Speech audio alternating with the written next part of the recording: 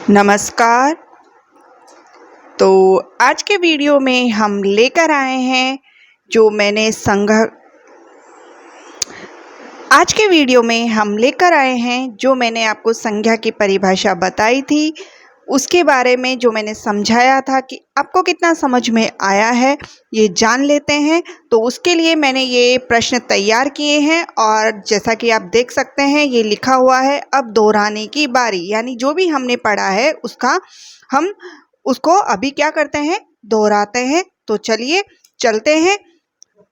पहला प्रश्न मैंने तैयार किया है वो है संज्ञा किसे कहते हैं। पहला प्रश्न क्या है, संज्ञा किसे कहते हैं। इसका उत्तर होगा किसी व्यक्ति, वस्तु, जानवर, स्थान या भाव के नाम को संज्ञा कहते हैं। किसी व्यक्ति, वस्तु, जानवर, स्थान या भाव के नाम को संज्ञा कहते हैं। यहाँ पे मैं को लिखना भूल गई हूँ तो मैं लिख देती हूँ। कभी कभी ऐसा होता है कि जब हम प्रश्न तैयार करते हैं तो कुछ भूल जाते हैं, तो हम बाद में जब हम उसको दोहराते हैं तो हमें वो लिखना होता है। ठीक है, तो जैसे इसमें क्या आएगा, शाम, पेंसिल। अब देखिए व्यक्ति क्या हो गया, शाम। वस्तु क्या हो गई, पेंसिल। जानवर क्या हो गया, शेर। स्थान क्या हो गया, दिल्ली। और भाव क्या हो गया, बुढ़ापा।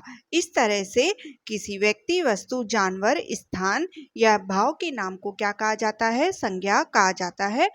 दूसरा प्रश्न है संज्ञा के कितने भेद होते हैं और उनके नाम लिखिए। संज्ञा के भेद कितने होते हैं, उनके नाम भी हमें बताने हैं। ये प्रश्न आता है जो हमारे बोर्ड के एग्जाम होते हैं उनमें भी व्याकरण से संबंधित प्रश्न उत्तर जरूर आते हैं। तो देखिए संज्ञा के 3 भेद होते हैं। कितने भेद होते हैं संज्ञा के, 3। यहाँ पर कितने की जगह यहाँ पे 3 लिखना है। उनके नाम है, पहला है व्यक्तिवाचक संज्ञा, दूसरा है जातिवाचक संज्ञा और तीसरा है भाववाचक संज्ञा। ये मैंने आपको पहले बता दिया है पिछले वीडियो में कि व्यक्तिवाचक संज्ञा क्या होता है, जातिवाचक संज्ञा क्या होता है, भाववाचक संज्ञा क्या होता है। दोबारा मैं आपको बता देती हूँ। व्यक्तिवाचक संज्ञा क्या होता है, जिसमें किसी व्यक्ति के बारे में, एक व्यक्ति के बारे में बात की जाती है, वो व्यक्तिवाचक संज्ञा होता है। जिसमें पूरी जाति के बारे में, पूरी जाति के बारे में बात की जाती है, वो जातिवाचक संज्ञा होता है। और किसी भाववाचक संज्ञा में क्या है, किसी भाव को महसूस, अगर हम किसी चीज को महसूस करते हैं तो वो क्या आएगा, भाववाचक संज्ञा आएगा।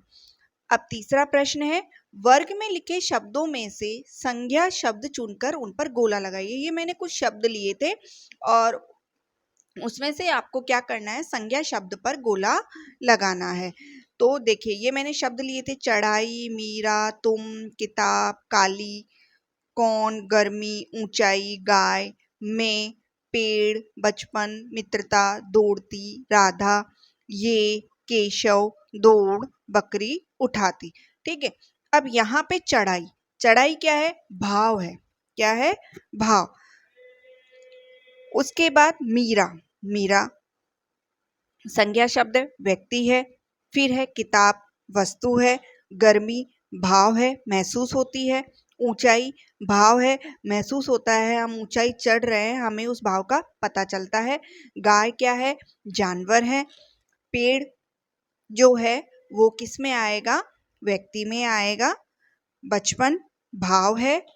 राधा जो है व्यक्ति में आएगा। केशव व्यक्ति में आएगा। बकरी जानवर में आएगा। ये इस तरह से संज्ञा शब्द हैं। उसके बाद ये देखिए ये है संज्ञा शब्दों को रेखांकित कीजिए। अब इन वाक्यों में जो संज्ञा शब्द है उसको आपको क्या करना है, रेखांकित करना है, यानी उसके नीचे आपको रेखा खींचनी है। राधा नाचती है। अब यहाँ पर राधा, राधा क्या है, व्यक्ति है, तो संज्ञा शब्द हो गया, तो राधा के नीचे क्या आएगा, रेखा आएगी। दिल्ली सुंदर है, दिल्ली क्या है, स्थान है, तो यहाँ पर दिल्ली शब्द क्या हो गया, संज्ञा हो गया। सब अपने घर चले गए। अब यहाँ पर घर क्या है, संज्ञा शब्द है। तुम आम खाओ, आम क्या है, संज्ञा शब्द है।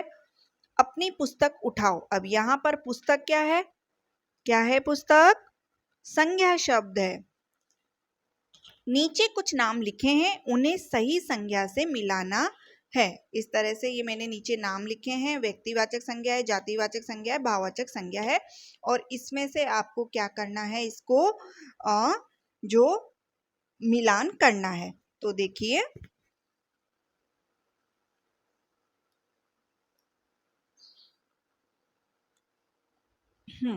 ये है तारा। तारा क्या है? व्यक्तिवाचक संज्ञा है। तारा क्या है? व्यक्तिवाचक संज्ञा है। भाववाचक संज्ञा क्या है? ऊंचाई। भाववाचक संज्ञा क्या है? ऊंचाई। चांद व्यक्तिवाचक संज्ञा है। लक्ष्मण व्यक्तिवाचक संज्ञा है। मोर जातिवाचक संज्ञा है। घर जातिवाचक संज्ञा है। आम जातिवाचक संज्ञा है। और ताजमहल, यहाँ पे हमारा ताजमहल रह गया था, ताजमहल व्यक्तिवाचक संज्ञा है। ताजमहल क्या है? व्यक्तिवाचक संज्ञा है। और बचपन भाववाचक संज्ञा है। तो इस तरह से ये हमारे क्या हो गए हैं, संज्ञा शब्द हो गए हैं। उन्हें सही संज्ञा से हमें मिलाया है। दोबारा देख लीजिए, तारा व्यक्तिवाचक संज्ञा है। ऊंचाई जो है वो भाववाचक संज्ञा है। चांद व्यक्तिवाचक संज्ञा है। आम जातिवाचक संज्ञा है। लक्ष्मण व्यक्तिवाचक संज्ञा है। मोर जो है वो जातिवाचक संज्ञा है। बीमारी भाववाचक संज्ञा है। घर जो है जातिवाचक संज्ञा है। और बचपन भाववाचक संज्ञा है।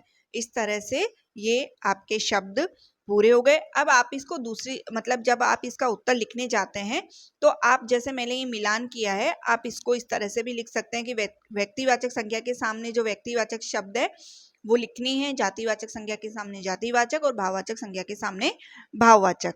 चलिए, आज का हमारा वीडियो पूरा हुआ है। अगर वीडियो आपको अच्छा लगा है तो लाइक कीजिए और शेयर कीजिए। धन्यवाद। दिल से सभी का धन्यवाद।